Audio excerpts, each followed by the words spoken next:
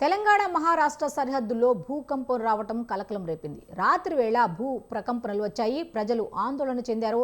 మంచిర్యాలకు 35 కిలోమీటర్ల దూరంలో భూకంప కేంద్రం ఉన్నట్లు గుర్తించారు. భూకంపం తీవ్రత రిక్టర్ స్కేల్పై 3.9గా ఉందని అధికారులు తెలిపారు. గోదావరి నది కారణంగా ఇలాంటి భూకంపాలు వస్తుంటాయని అధికారులు చెబుతున్నారు. అయితే గత 5 ఏళ్లలో ఈ ప్రాంతంలో భూకంపాలు రావడం ఇది 5వ సారి.